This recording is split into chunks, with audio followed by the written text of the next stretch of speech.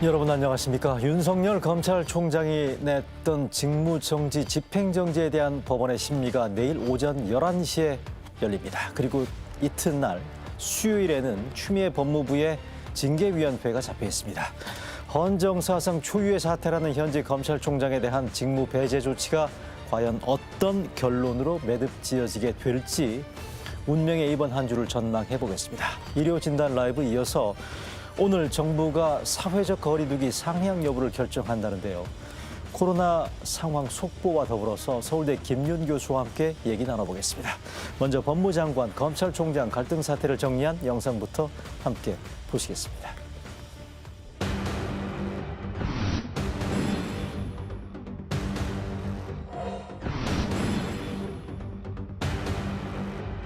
검찰총장에 대한 징계 청구 및 직무 배제 조치를 국민들께 보고 드리지 않을 수가 없게 되었습니다.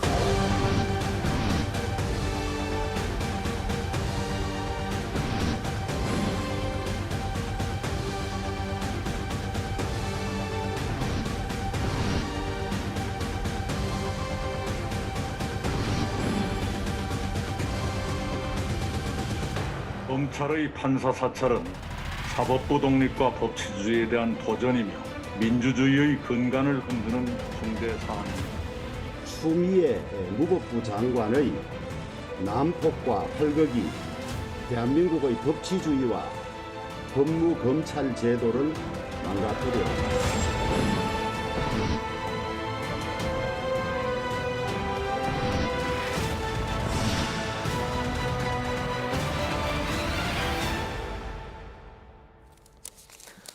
네, 일요진단 라이브. 검찰총장 직무 배제라는 헌정사상 초유의 사태, 그야말로 요즘 하루하루가 현대사의 한 페이지로 기록되고 있는 그런 상황입니다. 두 분 모시고 얘기 나눠보겠습니다. 먼저 정치 컨설턴트 박성민 민컨설팅 대표 나오셨습니다. 안녕하세요. 안녕하십니까.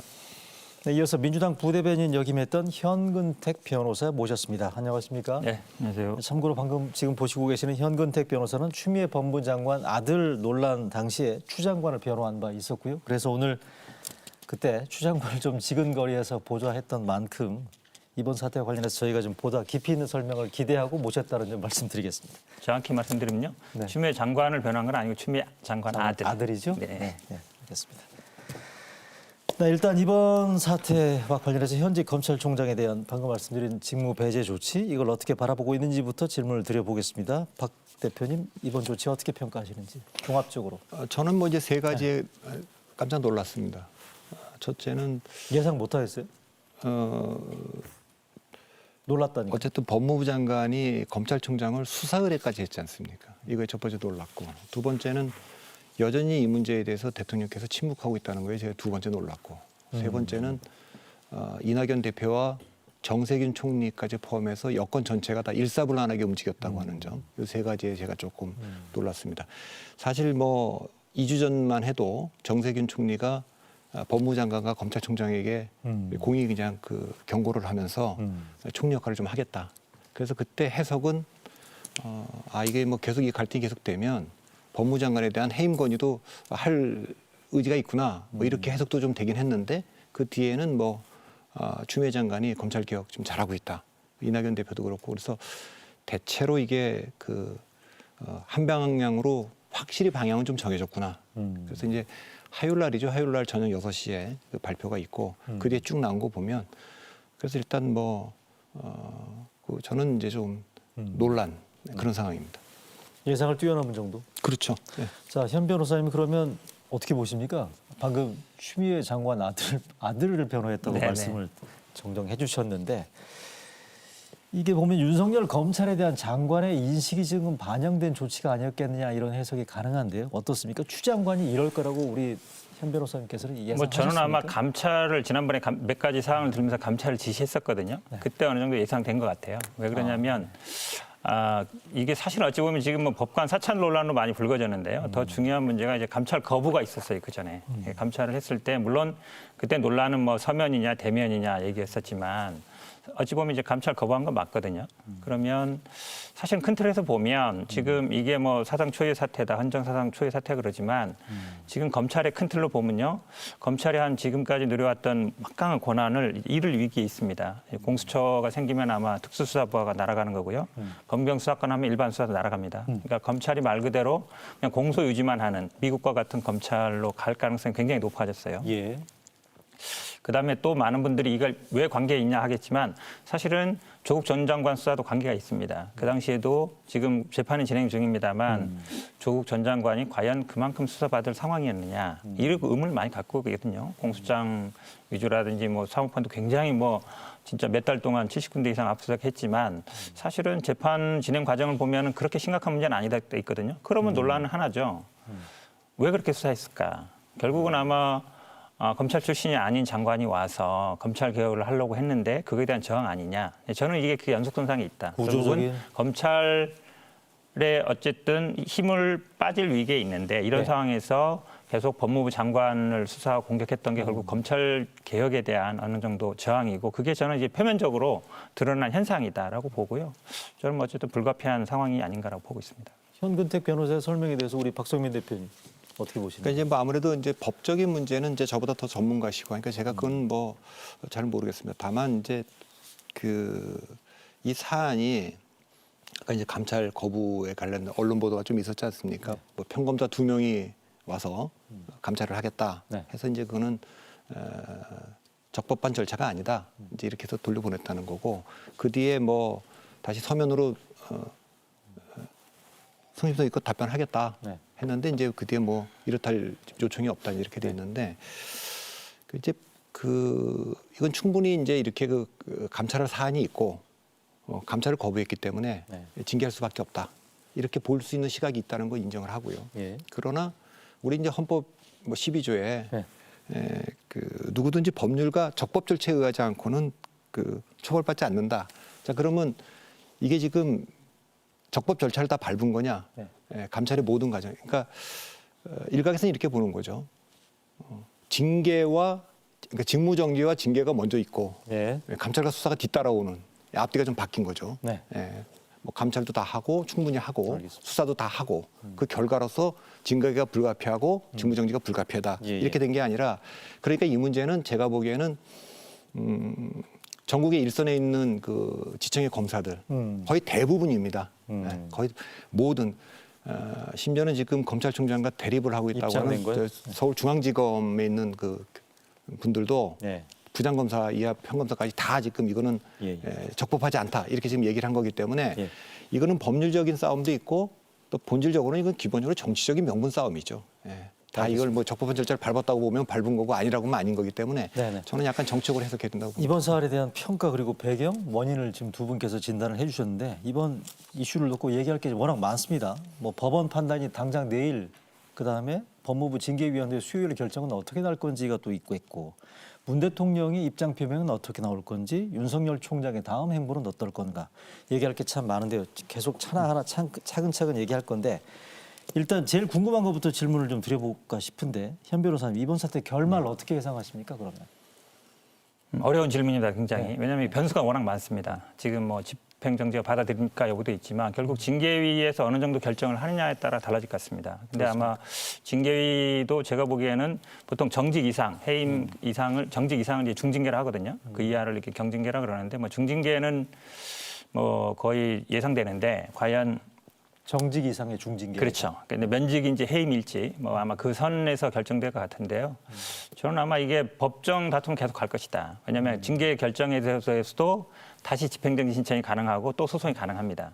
그러면 지금 직무 배제에 대해서도 집행정지와 소송 가고 있잖아요. 취소소송 가고 있는데 또 징계에 대해서도 집행정지와 취소소송 갈 거예요. 그럼 저는 아마 이 법정 다툼이 계속 치열하게 전개될 가능성이 높다라고 보고 있습니다. 일단 윤석열 검찰총장이 현직을 유지하기는 쉽지 않을 거라는 거에 대해서는 예상할 그렇게 보고 있습니다. 수 있다라는 거고요. 자 그러면 관련해서 이번 주 당장 내일부터 윤석열 검찰총장과 추미애 장관에게는 아마 운명의 한 주가 시작될지도 모르겠습니다. 내일 예정인 직무정지, 집행정지 법원의 신문과 법무부 감찰위원회 그리고 수요일 추미애 장관이 여는 징계위원회 등 숨가쁜 일정과 향후의 전망을 그리고 변수 KBS 법조팀의 장덕수 기자의 설명으로 보시겠습니다.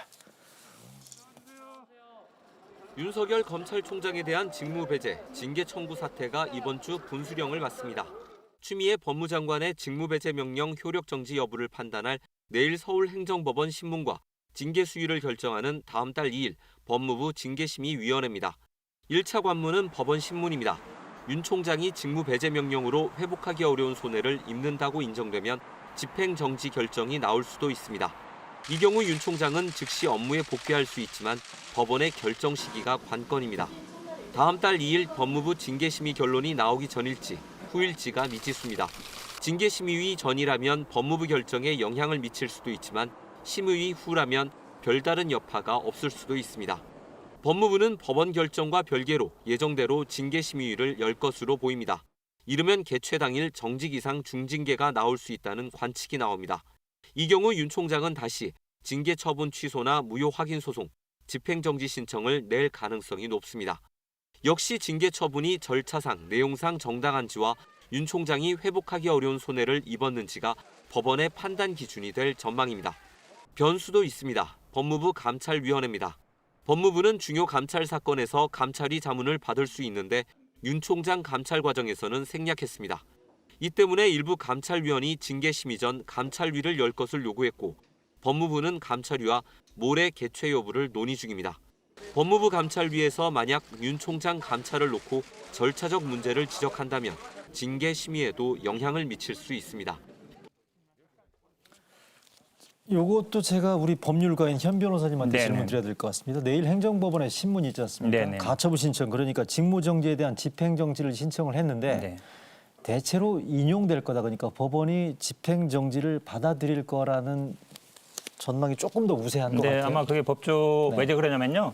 행정 어떤 이런 처분이 있을 때 집행정지를 하면 많이 받아줍니다. 아하. 네, 왜냐하면 우리 운전면허 취소 소송 같은 게 하면은 내가 운전면허 계속 해야 된다, 생계에 지장이 있다 이러면 이제 받아주는데, 근데 여기가 약간 다른 변수가 있어요. 왜 그러냐면 받아줄 가능성이 높다고 보는 많은 분들은 아마 이게 임기제인데 2년 임기가 제인데 직무가 배제돼 있는 기간이 길어지면 아하. 사실은 2년 보장 취지가 없어진다. 그리고 많은 경우에 받아주고 있기 때문에 받아줄지 않겠냐 보고 있지만 지금 아마 그 기자 얘기처럼요.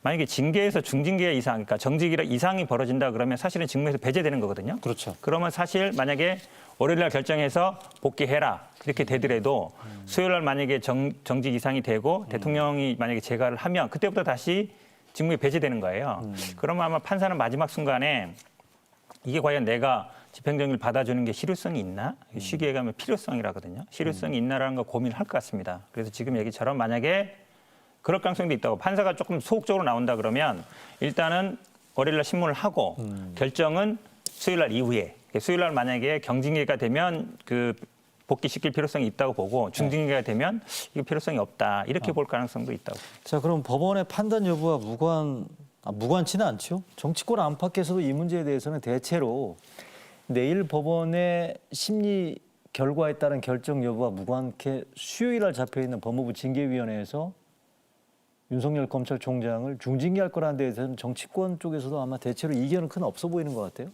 그렇게 들으셨죠, 박 대표님? 그러니까 이게 이제 법적인 문제는 제가 잘 모르겠고 네. 이건 어차피 정치적인 명분 싸움 아닙니까? 그러니까 여권이 이제 화요일 날 직무정지 결정하고 추미애 장관이 발표할 때는 방향을 확실히 정한 것 같아요. 그 동안에는 이제 뭐 내부에서 좀 논란이 있었는지 모르겠지만 그래서 실제로 이거는 뭐 갈 길은 거의 정해져 있는 것 같습니다. 일단 정적 병문은 누가 갖느냐죠. 전 내일 법원이 징계위보다 먼저 이틀 전에 지금 열고 있는 거 아닙니까? 그렇죠. 예, 거기서 법원이 만일에 인용을 하게 되면 네. 그만큼 징계위도 부담을 갖는 거죠.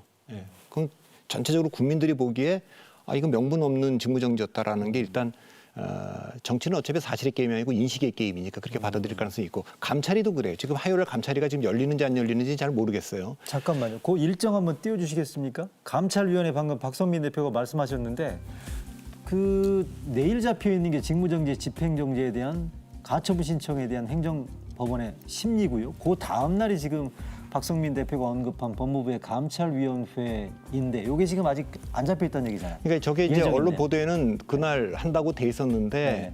저거 법무부가 저 규정을 바꿨더라고요. 네. 그래서 꼭 안 해도 되는 거고 또 사실은 열려서 뭐 결정을 하더라도 그거 권고 사항이니까 받아들이든 안 받아들이든 그거는 그냥 법무장관이 하면 되는데 똑같이 이것도 정책 명분이죠. 감찰위원이 이 적법 절차도 밟지 않았고 사전에 의견도 묻지 않았기 때문에 이것은 좀 부당하다. 예, 이건 뭐 취소하는 게 좋다. 이런 얘기가 나올 수가 있으니까 저 개최 여부가 불분명하고요. 지금 징계위는 법무부 장관이 어차피 임명하는 겁니다. 법무부 장관이 뭐 위원장이고 차관도 들어오고 법무부 장관이 임명한 검사 2명 들어오고 외부인사 3명이고 이렇게 7명으로 하는데 이건 누가 봐도 뭐 추미애 장관이 이제 구성하는 거기 때문에 장관이 이제 이까지 왔기 때문에 그 아까 말씀하신 대로 중징계를 하겠죠. 그렇게 그 일반적으로 그렇게 보는 게 그 뭐 객관적인 인식인 것 같고 문제는 이렇게 됐을 때 검찰총장에 대한 뭐 사법적 판단이라든가 법무 내에 무슨 징계적 절차가 뭐 어떻게 됐든지 간에 최종적인 거는 임명권자인 대통령의 그 결정 아니겠습니까? 그러니까 윤석열 검찰총장도 지금까지 계속 국감장이나 이런 데서 나와서 얘기한 거는 임명권자인 대통령이 분명하게 얘기를 하면 자기는 뭐 그건 받아들이겠다. 저는 그런 식으로 해석이 되더라고요. 그러니까 법무부 장관하고 지금 있는 모든 문제는 내가 그 법을 통해서 다투겠지만 대통령이 어쨌든 뭐 결정을 했는데 그걸 가지고 자기가 안 나가지는 않을 거 아닌가. 저는 그 생각. 그렇게 대통령이 최종적으로 결정을 하면 전 뭐 그만두고 나갈 수도 있다고 좀 봅니다. 자, 그 얘기를 좀 다음에 얘기하려고 했는데 박성민 대표가 먼저 언급을 하셔서 자, 그 얘기로 곧바로 넘어갈게요. 그러면 일단 그 내일 잡혀 있는 행정법원의 심리가 있고 감찰위원회 부분들은 좀 결과를 지켜봐야 된다는 거고요. 수요일 날 징계위원회에서 어떤 식으로 결론이 날지 부분들에 대해서 일단 박성민 대표 또 말씀하셨습니다만 정치권 안팎에서도 이 문제에 대해서는 중징계로 날 가능성. 방금 우리 법조팀 장덕수 기자도 정직 이상의 중징계가 예상된다고 얘기를 했고요. 이 부분들과 관련해서 우리가 또 핵심적으로 짚어봐야 될 포인트가 하나. 자, 그럼 문 대통령은 어떻게 나올 건가? 이 질문과 관련해서요. 먼저 문재인 대통령이 이 문제에 대해서 이게 지금 보면 대단히 소란스러운 상황 아니겠습니까? 네네. 현직 법무장관과 검찰총장 간의 갈등 양상이 몇 개월째 지금 지속되고 있는 이런 문제. 여론도 들끓고 있고요. 대통령은 이 문제에 대해서 입장 표명을 현재까지 유보하고 있는 배경에 대해서 혹시 설명이 가능할까요? 제가 보기에는요. 그러니까 이게 결국은 검찰 개혁이라는 큰 틀에서는 아마 당연히 동의하실 거고요. 그게 왜냐하면 뭐 공수처를 계속 만들자고 했던 것이고 검찰의 어떤 정치 중립이라든지 민주적 통제가 필요하다. 이 틀은 동의할 것 같은데요. 지금 상황에서 제가 보기에 대통령이 어떤 입장을 밝히기 어렵다고 봅니다. 왜냐하면 이미 사법 절차로 들어왔거든요. 수사라든지 재판이라든지 이런 상황에서 예를 들어서 뭐 이 직무 배제가 정당하다든지 아니면 뭐 옳지 않다든지 얘기할 수 없는 상황이라고 봅니다. 저는 아마 대통령의 뜻은 징계위가 결정한 다음에 결국은 정직 이상, 그러니까 감봉 이상인 경우에는 대통령이 결정을 하게 돼 있거든요. 저는, 그렇습니까? 네, 맞습니다. 제가를 하게 돼 있어요. 견책만 그 검찰 내에서 하게 돼 있고 감봉 이상은 그 대통령이 재가를 받게 돼 있습니다. 징계에 대해서. 그거는 결국은 총장의 경우에 그렇다는 얘기죠. 예? 검찰총장의 경우에. 일반적으로 그렇습니다. 검사인 경우 전부 그렇습니다. 네. 그래서 그렇게 본다 그러면 어떻게 결정하느냐가 대통령의 뜻일 것 같고요.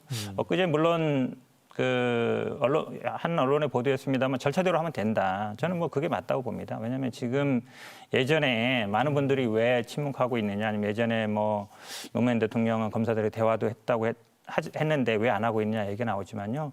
그때 기억해 보시면 알겠지만 검사와의 대화를 해서 그 후에 결과가 좋지 않았어요. 대통령과 검사들이 직접 마주치면서 그 후에 저는 파열음이 났다고 보거든요. 굉장히 서로도 비난하고 서로 뭐 나는 못 믿겠다 뭐 이런 게 나오면서 좋지 않았기 때문에 결국은 법무부 장관이라는 게 대통령이 임명하고 어쨌든 민주적 통제를 가한 하나의 수단이거든요. 그러니까 법무부 장관의 권한을 행사하는 것이다 보고 지금 일각에서 보면 뭐 이미 사전에 뭐 대통령의 승인을 받은 거 아니냐, 재가를 받은 거 아니냐 보지만 사실은 추미애 장관 스타일을 보시면 본인의 어떤 소신이라든지 밀고 나는 추진력이라든지 확고하신 분이에요. 그러니까 조국 전 장관은 정치인이 아니었고, 근데 이제 추미애 장관은 뭐 당대표까지 했기 때문에 정치력이 확고하신 분인데 본인의 의지라든지 아니면 소신, 저는 이런 게 더 많이 반영되고 있다고 봅니다. 그렇게 보십니까? 자, 그러면 현 변호사께서 방금 전에 이런 얘기를 했습니다. 과거에 노무현 대통령이 검사와의 대화를 추진했지만 그 결과가 좋지 않았다라고 얘기했습니다만 박성민 대표는 그 직전에 아마 대통령이 임명권자로서의 어떠한 언급이 있게 되면 결국 윤석열 장관에 대한 이를테면 그 자리 결정될 수 있다는 그런 식의 지금 설명을 해주셨는데요. 관련해서 이 문제와 관련해서 검찰총장의 경우에는 대통령이 직접적인 경질을 할 수는 없게 돼 있다는 거 아니겠어요? 혹시 그 자막 준비되어 있는지 모르겠는데요. 검찰청법에 따르면 검찰총장은 임기가 2년 명시가 돼 있고요. 탄핵, 금고형 보고 계시죠? 징계 처분, 적격 심사 등을 거치지 않으면 면직할 수 없다라고 돼 있다라는 거고요. 대통령이 그러니까 일반 장관들처럼 마음대로 이를테면 해임할 수 없다, 뭐 이를테면 인사권을 행사할 수 없다는 건데, 만약에 대통령이 윤 총장을 경질하는 경우에, 그야말로 만약입니다. 어떤 형식을 취할 건가? 방금 우리 현 변호사님도 얘기했습니다만 참고해야 될 게 지난 2003년에 노무현 당시 대통령의 발언인데 한번 일단 먼저 들어보시죠. 지금까지 검찰이 소신껏 하겠다, 그야말로 중립을 지키겠다라고 다 말했는데 이때까지 못했습니다. 그래서 그 이유로 대통령을 못 믿는다면 나도 그 같은 이유로 검찰을 못 믿겠다 얘기해서 잘못된 거 아니지 않습니까? 나는 같은 이유로 바로 지금의 검찰의 상층부에 대해서 불신을 가지고 있다고 한다면 그게 크게 잘못된 일일까요? 네, 보셨죠. 그러니까 저 대단히 유명했던 그 평검사와의 대화 2003년에 있었던 건데, 뒷부분에 있었던 얘기, 검찰 상층부를 신뢰하지 않는다라는 발언이 있고 난 다음 날 당시 김가경 당시 검찰총장이 사표를 냈습니다. 자, 박 대표님, 그러니까 지금 만약에 가정을 전제로 정치권 현안들을 논의하는 것 자체가 뭐 적절치 않다라는 논란이 있긴 합니다만, 이 부분들에 대해서 아까 임명권자 언급을 해주셨습니다만, 대통령이 윤석열 총장에 대한 입장을 표명한다면 저와 같은 직접적인 언급이 아닌 간접적인 입장 표명을 뭐 빌릴 가능성이 있지 않을까요? 어떻게 보십니까? 예, 뭐 헌법에도요 13조 1항에 보면 그러니까 범죄가 아니면 소추되지 않는다고 돼 있고요. 그러니까 뭐 임기다 보장돼 있다고 하는 거는 다 정치적인 거죠. 그러니까 이건 정책으로 해석할 수밖에 없는데, 아까 이제 추미애 장관이 사실 청와대하고 사전에 충분히 논의하지 않고 했을 가능성, 이제 그 언급도 좀 하셨는데, 저는 그렇게 보지 않는 이유가, 아까 이제 제가 첫 번째 모두에 얘기를 했습니다만, 정세균 총리나 이낙연 대표를 포함해서 전부 다 일사불란하게 움직이는 느낌을 좀 받았거든요. 말도 좀 바꿔가면서. 그러니까 그 정도가 되려면 추미애 장관이 뭐 설득하고 해갖고 그렇게 다 움직였을 거라고 지금 보이지는 않고, 청와대가 뭔가 움직였을 것으로 저는 이제 짐작합니다. 따라서 이 문제는 징계위에서 징계를 해갖고 재가를 요청을 했는데, 돌아가고 싶어도, 대통령이 돌아가고 싶어도, 또 주위의 참모들이 이거는 이렇게 가면 안 됩니다, 이거 돌아가셔야 됩니다 해도 돌아가기에는 너무 멀리 왔어요. 돌아갈 거면 지금까지 미리 개입을 했어야죠. 그러니까 그 지지층들의 반발도 있고, 지금까지 뭐 이거는 감당이 안 될 겁니다. 그러니까 그 징계를 뭐 무효하기도 어렵고, 그래서 그것도 돌아가기 어렵고, 결국 그걸 승인할 수밖에 없게 돼 있는데, 이제 그 뒤에 이걸 어떻게 이제 감당하느냐의 문제인데, 검찰총장도 법적으로 나 임기가 보장돼 있는 사람이니까 나 이거 뭐 행정소송을 통해서 다투겠다. 대통령이 어떤 식으로는 뭐 검찰 개혁을 하려고 노력한 걸 다 인정도 하고, 살아있는 권력을 수사하려는 것도 다 인정을 하고, 그렇지만 지금 검찰 내부 법무부 이런 갈등 때문에 오히려 지금 검찰 개혁을 하기가 지금 굉장히 어려워진 상황이기 때문에 이런 경우에는 좀 그 양해를 바란다. 뭐 어떤 식의 표현이든지 그 대통령의 그런 언급이 나오면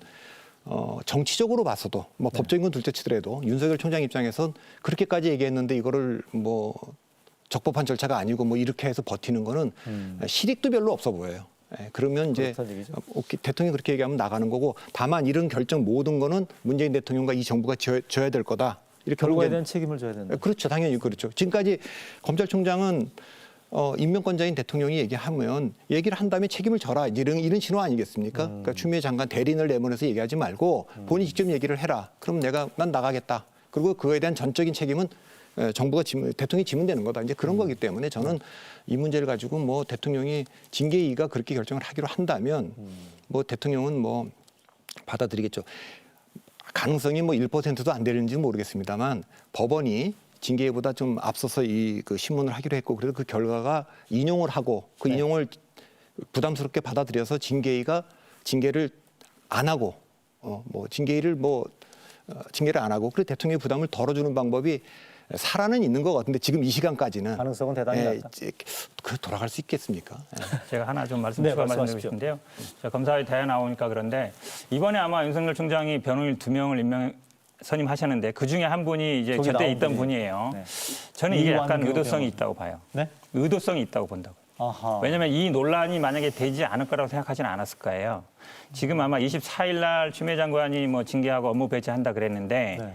지금 이제 25일 날 저녁에 뭐 접수했다고 그러는데 지금 아마 변호인 입장문을 본 거면 25일 날 아침에 접수했다고 돼 있어요. 그럼 이제 전날 6시에 통보했는데 그날 아침에 이 집행정지 신청을 하기는 쉽지 않거든요. 왜냐하면 물론 밤새 할 수는 있지만 그러면 윤석열 총장도 어느 정도 직무 배제가 들어올 걸 예상한 거예요. 근데 그러면 변호사 선임도 그 전에 했다는 거거든요. 전날 밤에 하고 그날 밤에 선임할 수는 없잖아요. 근데 이 변호인이 네. 아마 그 당시에 저 검사와의 대화에 있었던 분이라는 걸 모르지 않을 거예요.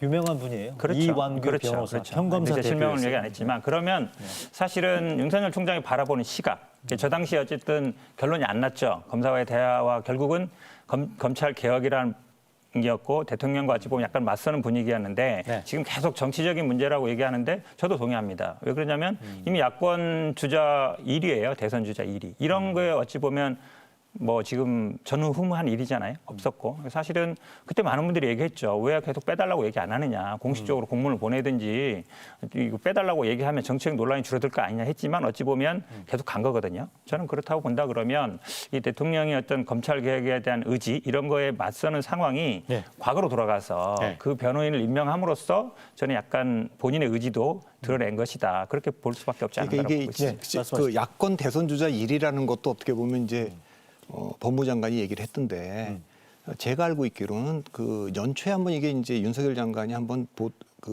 모 신문에 이제 여론조사가 나온 적이 있어요. 그리고 이제 바로 빼달라고 요청을 해서 모든 언론사가 다 빼기로 결정을 한 겁니다. 그럼 예, 예. 당연하지 않겠습니까? 정치적 중립이 중요한 현직 검찰총장을 대권 주자에 넣어서 조사하는 게 그 맞지 않고. 그런데 오늘 갑자기 다시 늦기 시작하는 게 갤럽 같은 조사는 이제 주관식으로 물어보기 때문에 그건 뭐 뺄 수가 없어서 나오는 대로 발표를 한 거고 나머지 그는 뺐는데 어느 날 갑자기 또 이걸 넣었어요. 예. 그러니까 저도 여러 뭐 방송이나 토론에서 그랬어요. 현직 검찰총장을 대권 여론조사에 넣어서 조사하는 거는 바람직하지 않다. 빼달라고 하지 않았느냐. 예, 예. 그때 이렇게 반문을 해요. 아니 자기들도 빼고 싶은데 이게 워낙 정책으로 지금 핫하고 지지율이 3% 이상 나온 분이기 때문에 빼기도 명분도 없다 그래서 아니 유시민 이사장도 빼달라고 해서 빼지 않았냐. 그분도 지지율 3% 이상 나왔다. 예, 그때 예. 나 안 할 거니까 제발 빼달라고 해서 지금 아무도 안 넣고 있지 않냐. 예. 당시 현직 검찰총장이 빼달라고 하면 그걸 여론조사 기관들이 알아서 빼줘야 되는 거지. 현직 검찰총장이 나오는 게 바람직하지 않다고 생각해야지. 예, 예. 지금 그거를 좀 아까 말씀을 제가 그 보도를 본 거는 대검에서 분명히 빼달라고 요청을 여러 번 했는데 알겠습니다. 그렇게 말씀을 하시니까 그건 좀 그거는 조금 제가 보기에 팩트체크가 필요한 것 같은데요. 그러니까 2월 달에 나왔을 때는 분명히 대검에서 공식적으로 빼달라고 요청한 건 맞아요. 네. 근데 그 후에 계속 이제 진행됐을 때도 대검이 계속해서 그러면 빼달라고 했느냐. 그 부분은 제가 보기에 제가 알기로는 그렇지는 않은 걸 알고 있습니다. 그러니까 그거는 수시로 이를테면 그걸 빼달라고 요청을 했어야 되는데 안 했다는 부분들은 그렇죠. 그게 어찌 보면 정치적인 논란에, 그러니까 지금 뭐 정치적인 중립을 굉장히 많이 말씀하시는데 검찰총장이 적극적으로 제어를 했어야 그렇죠. 되는 건데 왜냐하면 이 결국은 여론조사에 들어간다는 얘기는 본인이 어느 정도 생각이 있다는 얘기고 여론조사에 3등 하면은 2등 하고 싶고 2등 하면 1등 하고 싶은 생각이 누구든지 들 거 아닙니까? 그러면 알겠습니다. 검찰의 어떤 행위, 수사, 검찰총장의 어떤 언행 이런 게 모두 정치적으로 보일 수밖에 아니, 없거든요. 그건 제가 좀 네. 이 분야 전문가니까 짧게요. 제가 말씀드리면 그 처음에 높게 나왔을 때 본인 대검에서 빼달라고 해서 다 뺐어요. 그다음에 이게 그 검찰 이슈가 그 잠잠해졌을 때는 갤럽 같은 데서는 약간 말이죠 주관식이니까 뺄 수가 없는 상황이거든요. 대개 윤석열 총장의 지지율이 가만히 냅둬도 한 3% 정도 나왔습니다. 무슨 얘기냐? 윤석열 총장의 지지율이라는 건 본인이 뭘 해갖고 나온 것이 아니고 법무부와의 충돌을 통해서 이게 이슈가 됐을 때 올라갔지 이슈가 안 되고 잠잠히 있을 때 다시 말하면 그럴 때는 지지율이 굉장히 낮았어요. 그좀 간단히 짧게만 할게요. 네. 그러니까 지난번 아마 국정감사 때 기억하실 거예요. 그러니까 뭐 국민을 위해서 봉사하겠다. 그건 할 수 있는 얘기예요. 네. 근데 야당 의원이 이렇게 물어봤죠. 정치도 포함됩니까? 물어봤을 때 아, 그건 아닙니다. 지금은 저는 검찰총장 역할에 충실히 하겠습니다. 이렇게 얘기하면 되는 거예요. 근데 그거 잘 모르겠습니다. 라는 얘기는 많은 분들이 생각하기에 아 정치를 하겠구나 이렇게 해석할 수밖에 없거든요. 그건 조금 그 더- 이후에라도 그때는 발언이 약간 오해됐다. 나는 했어야 어쨌든 되는데 안 2년 했다. 동안에는 검찰총장 역시 충실하겠다라고만 하는 거예요. 근데 야당 의원이 정치도 포함됩니까 물어봤는데 그건 지금 뭐 말씀 못 드리겠다든지 이렇게 얘기하면은 알겠습니다. 그건 누가 봐도 정치를 하겠다는 그 얘기죠. 얘기는 여기서 정리를 하고요. 여론조사 얘기 나왔으니까 그러면 이 사안이 과연 여론에 어떤 영향이나 파장, 충격을 주고 있는지를 한번 심층적으로 좀 검토를 해볼까 싶은데 최근에 나온 여론조사 하나 있습니다. 보실까요? 갤럽 조사인데요. 대통령 국정 지지도가 지금 40% 밑으로 추락하기 직전 단계로까지 와 있다는 부분을 요 다음 거를 한번 유심히 보십시오. 내년 재보궐 부산시장, 서울시장 재보궐 선거 결과에 대해서 여당 다수 당선을 희망한다가 36, 야당 당선을 희망한다가 50이 나와 있다라는 부분들. 그러니까요. 여론조사 결과 관련된 조사 개요를 지금 보고 계십니다만 요거는 제가 지금 그 정치평론가 여론 분석 전문가이신 박성민 대표께 질문 드려보겠습니다. 방금 보셨던 이를테면 내년 재보선에 야당 후보가 당선돼야 된다는 부분들, 이른바 심판론이죠. 이 부분들이 지금 50 이상 나오는 거에 대해서는 어떻게 이걸 바라봐야 되는 거죠? 50 나왔죠, 50. 네네. 일단 하나 이제 대통령 긍부정 평가부터 얘기하자면 이번에 갤럽에서 40 긍정, 부정 48입니다. 네. 이게 이제 가장 나쁜 건 아니고 네. 39, 53이 두 번 있었습니다. 네네. 작년에 이제 조국 정국 때 한 번 있었고 금년에 부동산 때 한 번 39대 53이 있었습니다. 다만 이제 여기서 저희가 주목하고 있는 거는 서울과 부산 PK입니다. 서울은 따로 하고 있고 부울경 따로 하고 있거든요. 거기에 이제 서울의 긍정 평가가 35, 부정이 54. 부울경도 긍정이 36, 부정이 54. 중도층이 부정 33, 긍정 33, 부정 56입니다. 이게 이제 여기가 선거가 치러지는 지역인데 대단히 벌어져 있고, 네네. 그 다음에 그 선거도 마찬가지입니다. 선거 내년에 이제 그 정권 심판 때문에 야당 후보를 찍겠다 이러는 게 서울이 29대 57입니다. 서울이 57로 야당이 더 많다는 네, 말씀이시죠? 그렇죠. 그다음 PK도 56입니다. 29대 56. 중도도 34대 57입니다. 이 수치가 왜 중요하냐면 제가 이 방송에서도 여러 번 얘기하고 딴 데서도 여러 번 얘기했습니다만 대체로 35대 55를 좀 굉장히 중요하게 생각합니다. 그러니까 40%대에서 대통령의 부정평가가 더 높아지는 뭐 데드크로스 이런 거는 별로 큰 의미가 없고 네네. 적어도 대통령에 대한 부정평가가 55%가 넘고 네네. 정권교체에 동의한다는 여론이 55%가 넘고 정권 심판 때문에 야당 후보를 찍겠다는 여론이 55%를 넘으면 그걸 위험신호로 보거든요. 네네. 그럼 긍정신호는 35% 미만이라는 뜻입니다. 20% 갭인데 지금 그 모든 신호가 특히 서울과 PK 지역에서는 지금 거기까지 왔다는 겁니다. 근데 그것은 이 검찰 이슈만 있어서 그런 것은 아니고 최근에 부동산 이슈가 굉장히 지금 악영향을 미치는 상태에서 네. 코로나가 재확산되는데 거기에 검찰 이슈가 들어왔기 때문에 여당 입장에서 보면은 지금 옛날에 39%보다는 지금 40%고 부정평가가 53까지 간 적이 있지만 지금은 48이다. 이렇게 해서 안심할 단계는 아니라는 겁니다. 나머지 세부 지금 그 데이터가 굉장히 안 좋아요. 지난번에 박원순 시장이 그 돌아가셨을 때 그때 야당을 찍겠다라는 게 49였지 않습니까? 네. 근데 이번에 지금 50이니까 네. 이게 지금 굉장히 그 악화되고 있다, 민심은. 여기 그 주목해야 될 겁니다. 심판론이 지금 과반 나오는 이런 부분들에 대해서는 여당에서는 꽤 긴장을 해야 될 것 같아요. 이게 지금 근데 어제 그제 최근에 나온 걸 보면 지금은 좀 이 검찰 개혁이 쉽지 않은 어려운 개혁 작업이기 때문에 현재는 소란스럽고 고통스럽지만 시간이 지나면 국민들이 진정성을 이해해 줄 것이고 이 부분들에 대해서는 결국 우리가 옳았다는 점이 입증될 거다라는 게 여당 쪽의 분위기인데 어떻게 보십니까? 현재 여론. 지금 여론이 좋지 않다는 거는 저도 뭐 알고 있고요. 인정합니다. 그리고 지금 말씀하신 것처럼 이제 대통령 득표율이 그때 41%였죠. 네. 그 밑으로 가느냐 마느냐가 굉장히 중요한 포인트였는데 지금 수치로 보면 약간 그 밑으로 나왔으니까 안 좋은 건 맞죠. 그리고 역대 어떤 선거를 봐도요. 정권 뭐 중후반기에 이루어지는 선거는 대부분 이제 견제론이 많이 작동해 왔습니다. 그렇게 보면 쉽지 않은 선거는 맞는데요. 저는 근데 부동산 문제는 사실은 정책의 문제이고 그동안 오랫동안 해왔기 때문에 단기간에 끝나는 문제는 아니지만 이 검찰개혁 문제는 저는 단기간에 끝날 거라고 봅니다. 왜냐하면 앞으로 단기간에 끝난다. 네. 왜냐하면 징계가 되고 결정이 되면 그다음에는 이제 법정 공부하러 가는 것이고요. 저는 아마 지금 여당 입장에서는 공수처 문제 이게 반드시 해결해야 되거든요. 올해 내로 저는 해결해야 된다고 보는데 예. 이 공수처 문제가 어느 정도 실제 출범이 되고 이루어진다 그러면 검찰 개혁 문제는 저는 뭐 어느 정도 마무리된다 보고 그다음에 이제 뭐 공정경제 3법이라든지 아니면 민생 문제들이 있는데요. 결국은 그런 데서 할 수밖에 없다라고 봅니다. 그래서 저는 이 검찰 개혁 문제가 아주 선거의 이슈는 되지 않을 것이다라고 보고요. 근데 부동산 문제는 저는 이슈가 된다고 봅니다. 네. 부동산 문제는 뭐 이게 뭐 1, 2년에 끝나는 문제는 아니기 때문에 그래서 어쨌든 여당 입장에서는 정책을 가지고 승부할 수밖에 없다. 선거도 저는 마찬가지로 그렇게 보고 있습니다. 보십니까? 자, 우리 현근택 변호사께서는 지금 추윤 갈등, 검찰 개혁 이슈는 단기 악재에 그칠 수도 있다라는 분석을 해주셨거든요. 어떻게 보십니까? 일단 뭐 부동산하고 코로나라고 하는 지금 환경이 안 좋은 상황에서 이 이슈가 터졌는데 공수처법을 이제 개정해서라도 이제 처리할 수밖에 없다. 왜냐하면 뭐 이낙연 대표도 뭐 어떤 레거시가 있어야 되고 지지자들한테 약속한 게 있는데 문제는 이제 검찰총장을 어떻게 지금 다루느냐, 이게 어떻게 진행되느냐에 따라서 국민들이 공수처를 어떻게 이해하느냐에 대한 게 달라지기 때문에. 예.